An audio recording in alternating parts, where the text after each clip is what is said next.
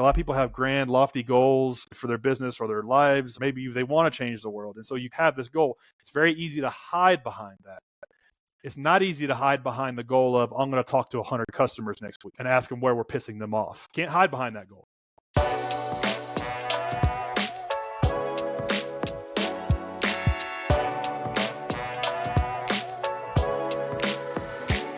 Hello and welcome to another episode of What's Working in E-commerce. I'm your host, Egan Heath. I'm a partner at Asymmetric Marketing. You can check out some of the work we do at asymmetric.pro.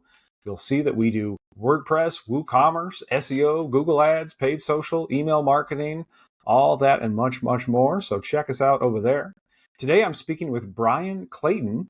He has a company called GreenPal, and it's a little bit off the beaten path of other things we've talked about, so I'm excited to learn from him. Bryan, welcome. Yeah, great to be with you, Egan. Thanks for having me on. So yeah, I'm CEO of a company called GreenPal, which is like the Uber for lawn mowing. So if you own or rent a home, you've got grass outside that grows and somebody's got to mow it and you don't want to mow it. So you just download GreenPal, you pop your address in and someone comes and takes care of it for you. I'm pulling up the site here too. It's called yourgreenpal.com. It's a fun looking site with cartoons and things like that. How did you get involved in this? How did you end up starting this business? We had to invent a new product when we built it 10 years ago. GreenPal is a 10-year overnight success. We didn't really know what to do. We didn't really know how to build the marketplace, didn't know how the app needed to work. The only thing we had going for us was my first company was a lawn mowing business. I ran a lawn mowing business like me on a push mower for 15 years and started it just as a one-man band and grew it to 150 employees. Eventually getting that company around $10 million a year in sales, and then it was acquired by a national company in the landscaping industry. And so that was about 2013. I took some time off and decided somebody's going to build an app that works like Uber does, but for lawn mowing. So why can't that be me? And so I took everything that I learned from the landscaping industry and tried to digitize it, tried to build a platform that would make it run very smooth, like by pushing a button. So that's where the idea came from. Very cool. It sounds like you were very successful with the local service business. You got to a point where most people never reach. So congratulations on that. And it sounds like you were scratching a need too of you saw a place for this, or you saw the sort of tangential opportunity to what you'd already done. Do I have that right? Yeah, that's right. So I believe, like looking backwards, when you're building a new product from scratch, authenticity can be your competitive advantage. So if you're solving a problem that you have lived, you have been in that industry, how it works from the inside out, the only thing that is missing is technology that can put you on first base. And so that's how it was for us. I saw every day just how difficult it was for a homeowner to get linked up with a small sole proprietor, one man, one woman operator. And these two couldn't find each other and do business very easily. And so I knew a platform could solve those problems. Yeah, pretty interesting. I'm picturing, I have friends they have kids that kind of started a lawn mowing business and landscape tree trimming kind of stuff. And you can just imagine that someone who's good at that is not good at SEO, digital marketing, things like that. They're just separate skill sets, ultimately just separate people. Is that how you think about it? Yeah, that's very well said. And so what ends up happening a lot of times is you're a consumer, you don't know who to work with. So you end up reaching out to the companies who are well marketed, who do have an online presence, who do have a inbound strategy to connect with you. And then they're not the best fit for you because they have all this layers of management and layers of, you really just want to work with the person who's going to be on the lawn mower. That's who you want to work with. You want to talk to them personally, but that person doesn't have time to do marketing and running a Facebook campaign, a Google AdWords campaign, and so on. So that's where the platform comes in. It's all of the marketing automation, all of the inbound that small service providers need, where they just show up, do a great job for their clients, they get paid within 24 hours, and everything else just happens like clockwork. Love it. So for the person doing the lawn care, then it sounds like this is SaaS. This is software as a service of those things happen automatically. They're getting all these capabilities that would otherwise entail skills and many hours of research and setup. I love that. And then it's a marketplace connecting then the buyers and the sellers. Is that right? Yeah, so that's correct. And every marketplace has to have SaaS components, has to have SaaS tools. And I don't know, it was a smart entrepreneur that said at one time, He said, come for the free tools, stay for the network. And that's what GreenPal is. Small operators use it because they can get all of the marketing done they need in terms of getting new customers. They can organize their route in one place. It's a CRM. It's one place to operate all of their business and get paid quickly and not have to do all of this stuff by hand, which is normally how they handle it. The reality is that these tools do exist already in silos. There is all kinds of tools small business owners can use to run an AdWords campaign. There's all kinds of billing tools. There's all kinds of routing tools. But to understand how to cobble these things together and then even to adopt them, you have to take an entire Saturday every week to do it. And so GreenPal has the honey, if you will, of attracting these service providers because they know they get free leads, and then they adopt all the tools as part of that journey. And before you know it, they are plugged into the operating system and modulated by the platform and running their whole business on top of it. Love it. Love it. I have to ask you a question selfishly. You've run a service business. Now you're doing this SaaS and marketplace. I know you've done other things too. I wonder if you can reflect on, were there things you loved/hated about running that service business and being local? Are there things that the grass is greener on the SaaS side? Are there other headaches that you didn't have to deal with before? I wonder if you could just talk about business opportunities and kind of business models and which you prefer and why. Yes, it's the SaaS operator is envious of the super profitable small business owner and vice versa. And the grass is always greener on the other side. And there were pros and cons to both journeys. The landscaping kind of blue collar in the trenches, me operating it with a team around me was super profitable. It was super straightforward. I could outserve my competitors in a very straightforward manner. I knew that 1 + 1 would equal 2. It was a very linear thing. If I worked really hard, I could get from point A to point B. And that made it kind of fun and rewarding in a way. And I was very lucky in that business and did very well in it. But on the other hand, a lot of what you do is just solve the same problems day in, day out for years. And it can be monotonous. And in fact, I had a shop manager one time. At the height of the company, we had 4 full-time mechanics working for us. All they did was fix trucks, fix lawnmowers, sharpen lawnmower blades, and I had to have a manager manage those guys. And he said to me one day, he said, if these guys would just put their tools where they go and sweep up the floor at the end of the day, you wouldn't have to pay me to do a job. And so you're solving the same problems every single day. And so that kind of sucks about it.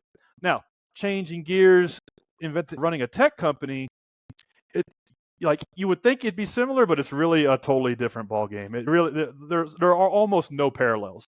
And when you're starting a tech business, a SaaS business, usually you're inventing something brand new from scratch that does not exist.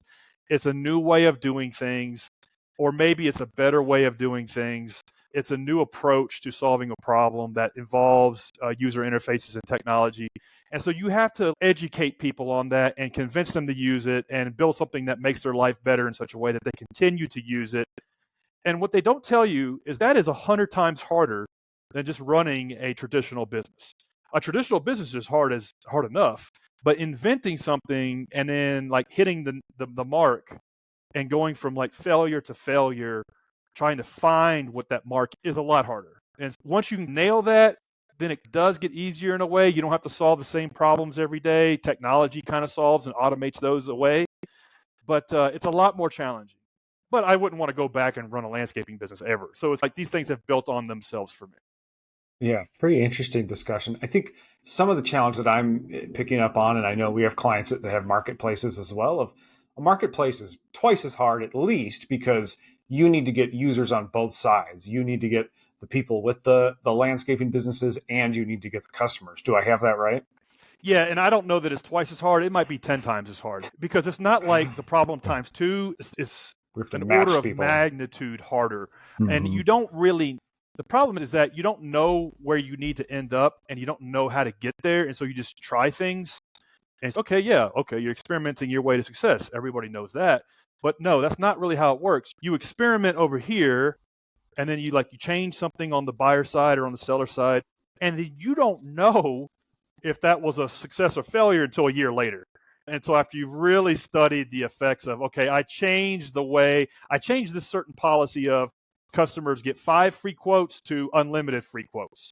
And you don't really know the effects of that until a year later. And so it's really tedious and hard, and you just have to keep going and not lose enthusiasm until you figure out the right mix.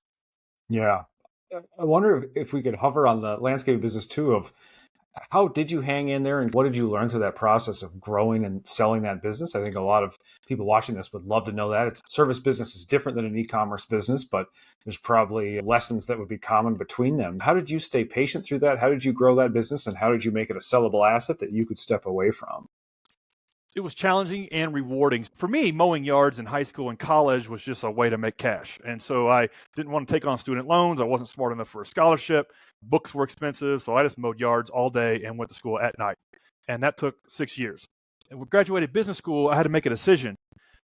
Was I going to stick with this lawn mowing business? I didn't really want to be a lawn guy. I didn't want to be a blue collar business operator. I thought I was above that. But I thought maybe this is my lane. Maybe I could build something big in this industry. And that was easily the best decision I ever made with my life, was just making a little business plan and going all in on this idea of building an 8-figure landscaping business. And I was reading a book called 7 Habits of Highly Effective People. And in that book, Dr. Stephen Covey talks about begin with the end in mind. And so that's what I did. I was like, okay, the end looks like $10 million in sales. What are all the things that need to happen to get there?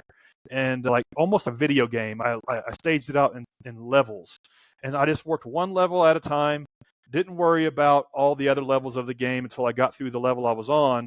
And the really cool thing was I evolved as this journey was unfolding. I grew into a new person. I had to learn leadership and management and strategy and accounting and all of these things that I never would have learned doing anything else in my life other than running a business. So easily the best decision I ever made. It was challenging at times for sure, but it turned me into a person that I otherwise would have never become. Oh man, I love that story. Thank you for that answer too. I want to hover on a couple things there if we can. There's this element of what is even status, right? Of what do other people expect you to do? What's getting degrees, getting good jobs, getting whatever. And you're in this, what we would now call a sweaty startup, which is having a resurgence, right? Of there's going to be more and more demand for IRL, in real life type businesses. And many of us and people like me, here we are tapping away on our computer, but a lot of the economy is happening out in the real world. And it seems like you really bridge that by doing the marketing, working on SEO, things like that. But you were out providing a physical service, and you were able to ignore whatever perception there might have been or anything about, oh, this is like a blue collar thing. Guess what? It's like you grew that blue collar thing, like you said, into an 8-figure business and sold it. Most people never, ever do that. People who are going to college and getting those professional jobs probably never saw the income or that chunk of payment like you saw. So I love that story and that piece of it. Is there anything else you can say about that piece of just owning it and being like, this is my part of the world in the market and I'm going to do it and I'm going to be proud of it?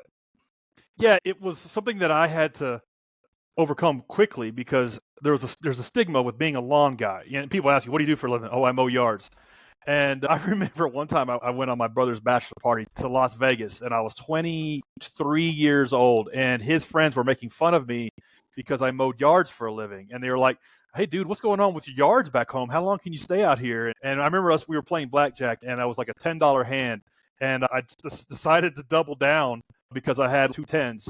Or I decided to split them. I had 2 10s. And my brother's friend, who was a funny guy, he goes, you sure you want to do that? That's 2 yards. And so we laugh about that to this day. Had to get over that. And so how did I get over that was very quickly in the early years of running that business, I was working with other blue-collar entrepreneurs in other industries. So I remember one time there was a dude who I would order dirt from. And he had a dump truck, and he would bring you dirt. And then you would write him a check for $200 for every load of dirt he brought you. And I started watching him grow his business. And before I knew it, he had 5 of those dump trucks. And then before I knew it, I was talking to him, and he was talking about, yeah, I don't even know what to do with all this money. I just bought this rental house for $100,000. I'm like, really? What interest rate did you get? He said, no, I paid cash for it. And I'm like, okay, this dude has $100,000. He's wearing overalls, and he has work boots on, and he's got like dirt on his face. And I have customers who I mow yards for who are doctors and lawyers who can't pay me on time. something is going on here. There's the blue collar like dude who is not a millionaire yet. He's well on his way. He just paid $100,000 for a piece of real estate cash. And I got these so-called successful professionals who have owed me money for mowing their yard for 90 days. And so I was able to make that connection. It was like, okay, success is not what I thought it was. In fact, I went to business school and that was a waste of time. I shouldn't have done any of that. Really, what success is building a business that produces profit and taking that low quality revenue and turning it into high quality revenue in terms of investments. Learned that lesson really early on just by observing other blue collar entrepreneurs who were millionaires operating in similar spaces.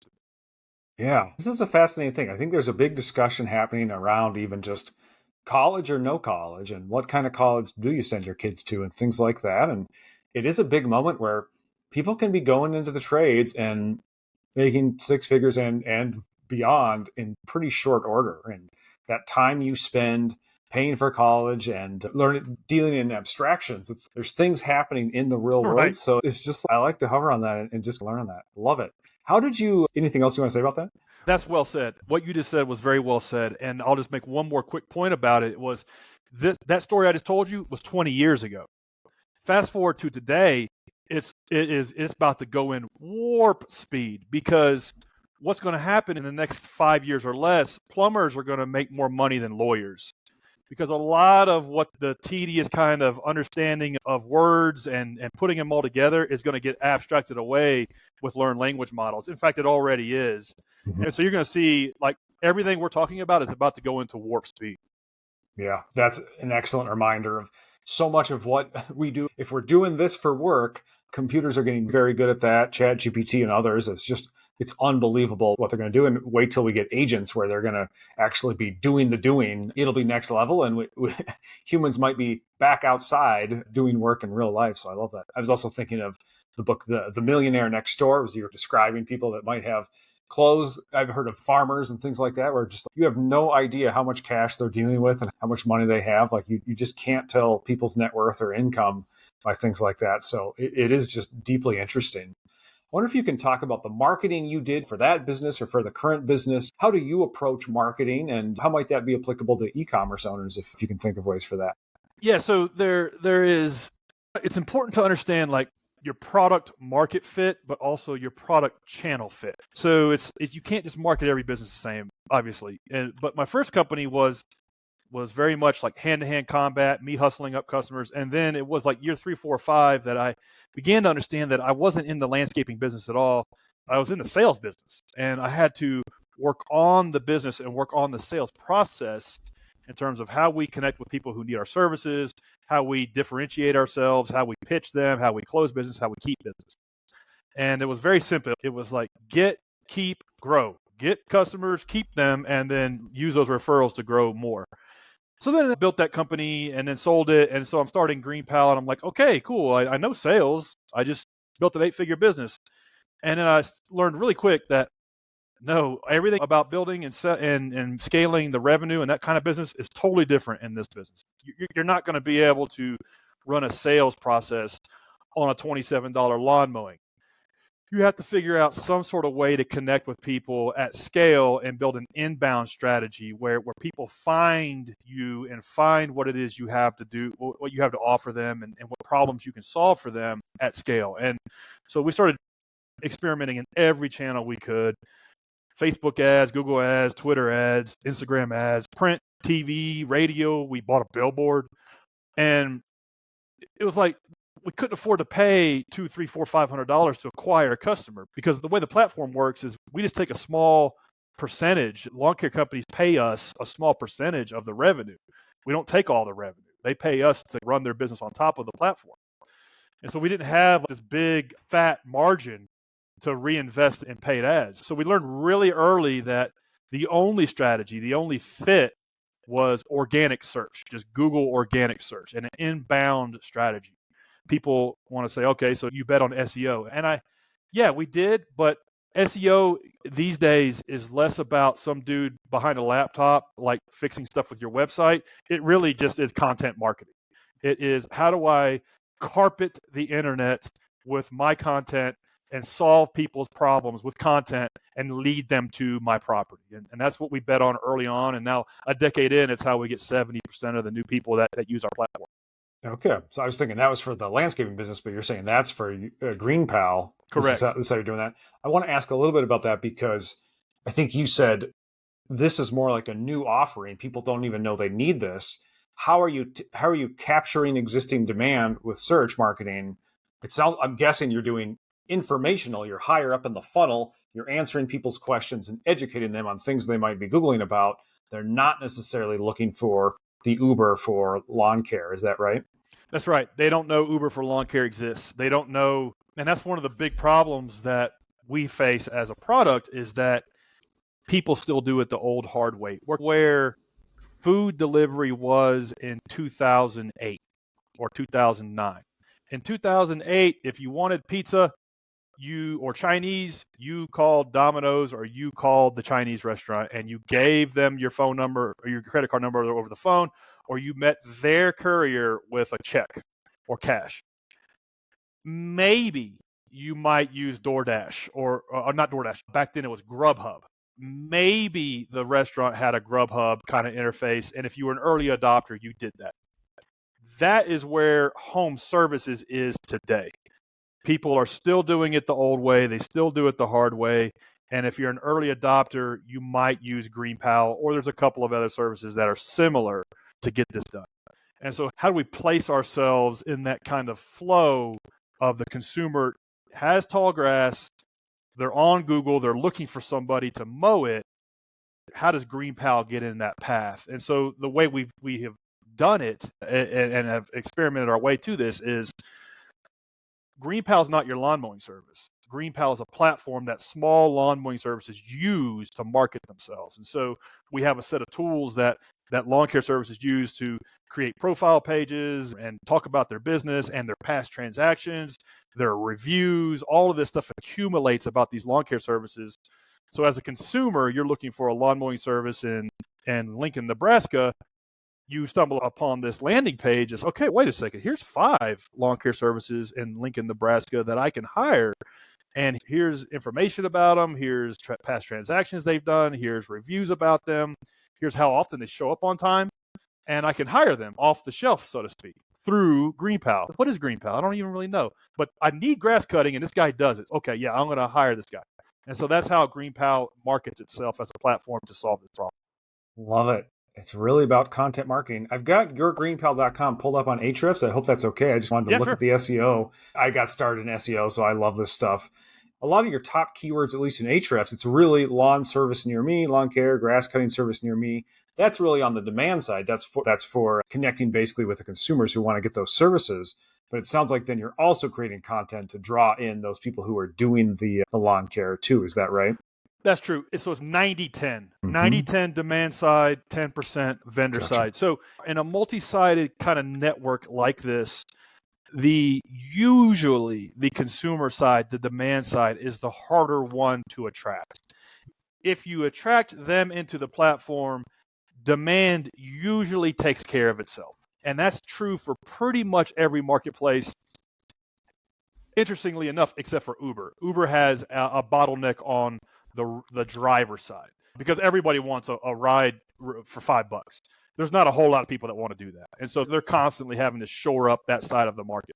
But most every other marketplace has a bottleneck constraints on the consumer side. So that's where we focus. Right. If we get the supply themselves, they tell their friends about it. They brag about it. They love it. And we actually have a waiting list in most markets now of suppliers wanting to run their business on the technology.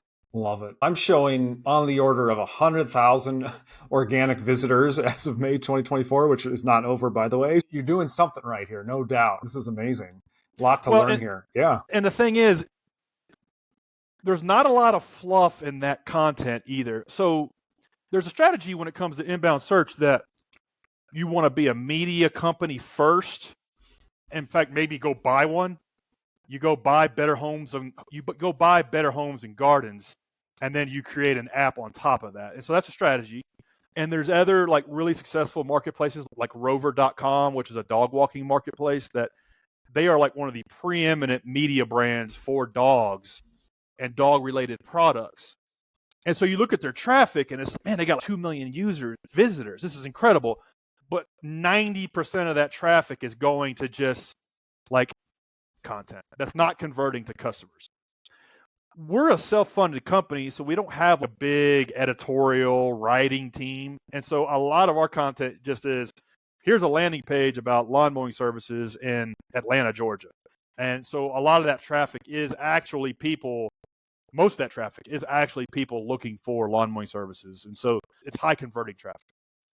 Love it. Yeah, I wanted to find an example. I think I did here. I hope I'm not too in the weeds for anybody, but I just wanted to see. So I'm looking at your top pages in Ahrefs. I see your blogs. And one of these is how to start a lawn care business, right? Yeah, that's a money page for us. I bet. Good ranking, good traffic, and everything like that. And it's every couple thousand adds up. And particularly if those are very targeted, like who is Googling that? Who's researching that, right? And the other thing too is you really want to stay in your lane and create topical authority around what it is you're doing. You really want to tell Google, hey, man, we create really good content for this vertical, this sector, and really nothing else. Where a lot of people have gotten burned in the last 5 years is trying to go too wide, just creating content for content's sake. And Google's like, we don't know if you're the best way to get lawn mowing done, because you're also talking about window cleaning over here. And so we've been very careful about that, to just stay in our lane and focus on one thing. That's good. The domain really has a broader topic, and then we're getting specific topics with subtopics within it. That makes sense. Brian, you've invested a lot in content marketing here. Are you writing this? Do you have a team doing this? How do you approach SEO? And then how are the LLM tools changing how you guys are doing this? Yeah, in the early days, it was my co-founder and I, we wrote everything up until probably 5-6 years ago. And then we started building out a team around us. I still proofread everything personally. And because I don't want any junk or cruft coming into the property. I don't want anything thin coming into the property. And now we have maybe 4 writers, but I'm like the final editor of every piece of content. And it works now. As we grow, maybe it'll be untenable.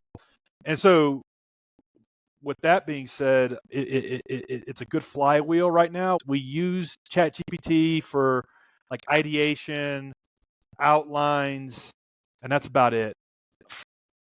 When it first came out about 6 months ago, I just experimented. I created 10 or 20 posts myself. And what I did was we have a Facebook group with lawn care providers, and they always ask questions about, hey, what kind of fertilizer are people using?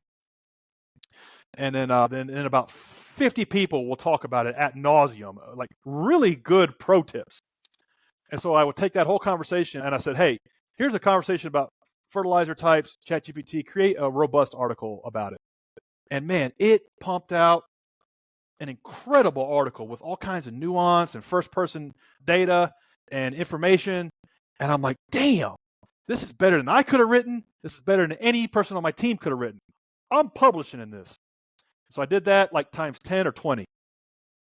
It's like those damn posts are invisible to Google. Google will not even recognize them as existing pieces of content. And so my experience is putting forth AI written content is a waste of time. Literally a waste of time, because I've tried it 20 times with content I thought was great.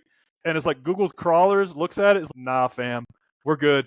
And it's not like they're not getting indexed. They're indexed. They just get like 0 traffic. So it's comical. So no, we don't have a whole lot of luck with it. Wow. Thanks for speaking of that experience. People ask us all the time. We do SEO, obviously, and they're like, does Google know it's AI, that it's written by them? And it sounds like you've done a test and you've really seen the difference, and it's still writing by hand seems to be the way for now, or at least back and forth, right? And man, if I had put one of my writers on the same topic, it wouldn't have been as good. And so I don't know why it is that way, other than maybe this stuff is fingerprinted or the way it's crafted in such a way that the bot understands, now that's mass-produced content, don't rank it. Because you got to understand, put yourself in Google's shoes. Now, like, everybody has a money printing machine. And so what do you think is going to happen? It's just like none of that is going to do anything. And so be very careful with how you put forth AI written content based on my experience. Wow. Yeah. Thanks for speaking to that. One thing I want to call out in what you said too is we went from almost forum or social media, or people are hanging out in the Facebook group asking great questions that are content gold in terms of what do people want to know. If they're asking that in a Facebook group, you better believe other people are asking Google that, right? And then grabbing what the discussion and synthesizing it into content. I think that's a great move. And maybe that still needs to be done by people, or maybe the people Yeah. need to fluff up the AI stuff. So it's maybe defluff it as the case may be, but we need to give it the human touch. I think that when there's this whole thing about experience and expertise and authority and trust, EAT. And usually the humans, I say, add that experience and the expertise. And so it seems like you're tagging onto that. You're onto something where we're figuring out topics and we're even getting people's opinions on the topics, and we can work that into our blog content. So I don't want that tip to get lost. I think that's a great idea. Absolutely. The approach, and that is, I basically just added AI onto what we were already doing.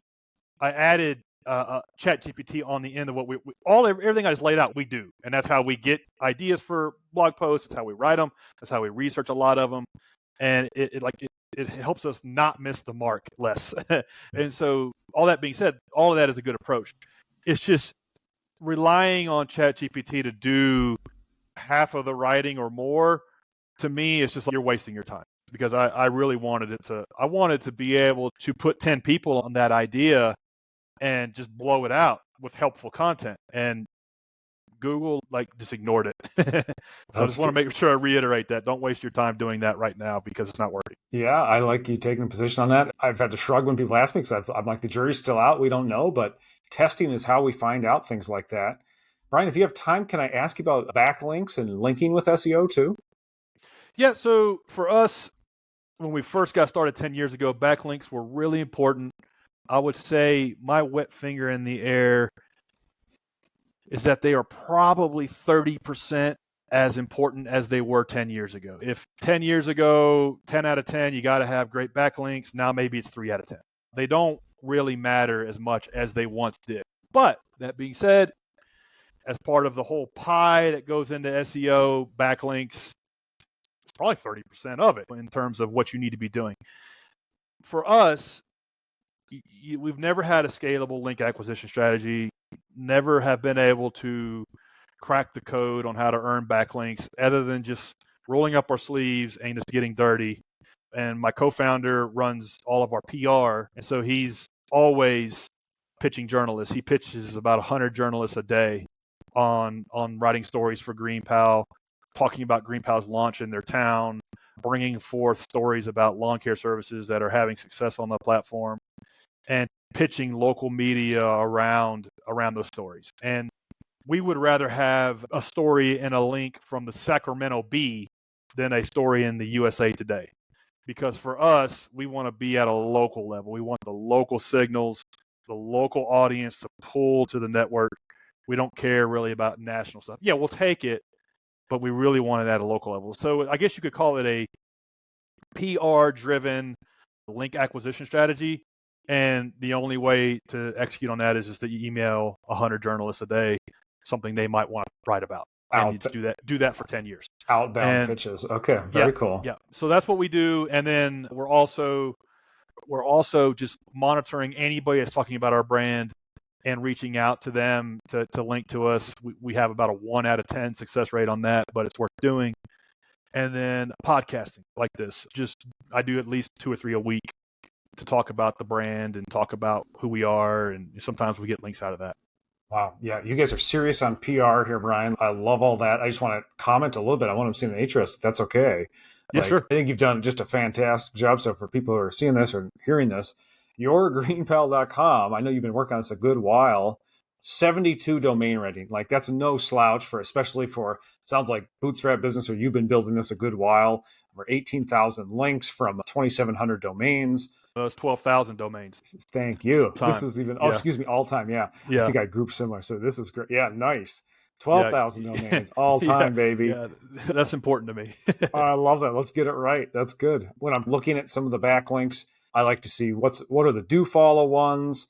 What do we got? I often just sort by domain rating. You described that local was more important than necessarily domain rating, but even some of these, we got Weebly, Best Lawn Care Sites, Google, DreamHost. It looks like some of these, they're quoting you and referencing this of Bryan Clayton, CEO of GreenPal, he describes as Uber for lawn care. Like you're getting reference there. I'm assuming this is PR outreach. Is that right? So let's go through those because they're worth talking about. That Weebly one, that's just somebody quoting me. I reached out to them about a small business stories. We do a lot of that. But the second one's an important one. It's a company called Best Lawn Care in Massachusetts.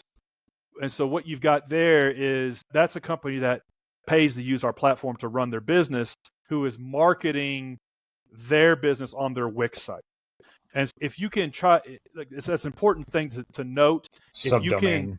If you can try to leverage your user base to help you market the main mothership, that kind of rises the tide for all boats. And so that's an example of that right there, where you've got an individual vendor who is driving backlinks to his page.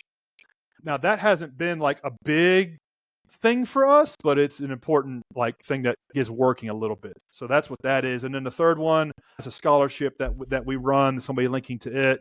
Fourth one is DreamHost, how to optimize your website. That's another small business story we did. And then that other one is HubSpot. That's a really good link where we reached out to HubSpot to talk to them about retention and writing a story about retention. So we do some, I guess you could say, like really high level, top of the funnel, brand building, backlink acquisition stuff. But the stuff that really matters to us is the Nashville Tennessean writing a story about us. We would rather have that than any of those other links that you saw. Well, I would say as an SEO guy, looking at those 90 plus domain ratings, guys, it doesn't get much higher than that. That's like New York Times level in many cases links. So you guys are really doing something special there. I got quite good at help a reporter out and building links that way, which was almost inbound. I'd read the digest. I would respond to reporters that way. Sounds like you and your partner really have a great system of doing that. Outbound, you don't even wait for the reporter response. I wonder, Brian, is there a way we could talk afterward, or maybe we could do another interview with your partner or something and even talk about those pitches, because you guys are really doing something special there with the outbound PR. Is that something we could study and come back to?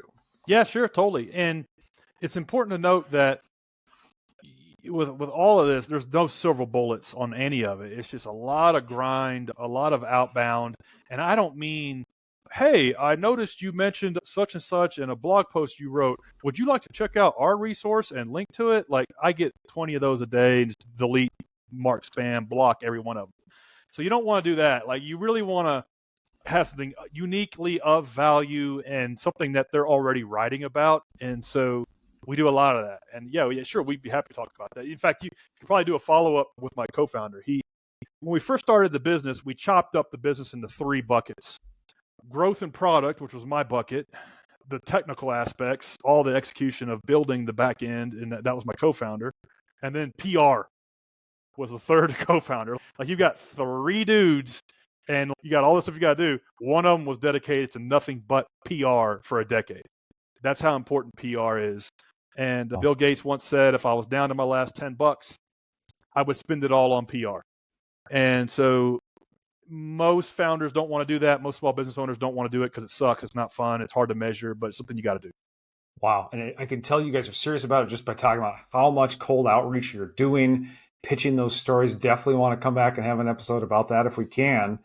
And just the amount of podcasts you're going on too. This is all outbound PR. You've seen it work over the years. What's slow and steady wins the race. So you guys are just consistent on this to get results. So I love you talking about that. Thank you so much, Brian. Anything else to share with people? We didn't go e-commerce specific today, but I'm a big believer that business is business, entrepreneurship's entrepreneurship, marketing's marketing. So I hope people got as much value out of this as I did. Any closing thoughts, Brian, for people who are in the trenches? Maybe they're hitting a plateau or having trouble. Any encouragement to them? Yeah, if you've hit a plateau, sometimes you got to go backwards to go forwards. Let's look at this whole thing as 10 levels of a video game. And maybe you're on level 4. Maybe you need to go back to level 3 and get some things working again and then attack level 4 again. The problem is most people will just stay stuck on level 4 and they'll never get to level 5. And so sometimes you got to go backwards to figure out what was working and then build from that. And a lot of times, if you just focus on one aspect of the business where a bottleneck exists and just attack that and not really worry about anything else other than that one thing, it can help unstick yourself. I heard a quote by Tim Ferriss the other day, and he said, it's very easy to hide behind changing the world. And so what he meant by that was, Like a lot of people have grand, lofty goals and for their business or their lives, or maybe they want to change the world. And so you have this goal. It's very easy to hide behind that. It's not easy to hide behind the goal of, I'm going to talk to 100 customers next week and ask them where we're pissing them off. Can't hide behind that goal. So think about that and apply it to what you're doing. All right. I love it. I'm speaking with Bryan Clayton. And yeah, the website is yourgreenpal.com. Bryan, I was unsure about this because it wasn't e-commerce specific, but I think we had a lot of gold nuggets in here, and I think we're set up for another one. So I'm so glad I had you on. I'm so glad you came on. So thank you for sharing what's working in business, what's working in marketing, and all the above. I really appreciate it. Thanks for having me on, Egan. This was fun. Right on. Oh, I should say too, anywhere else people should follow you or reach out to you?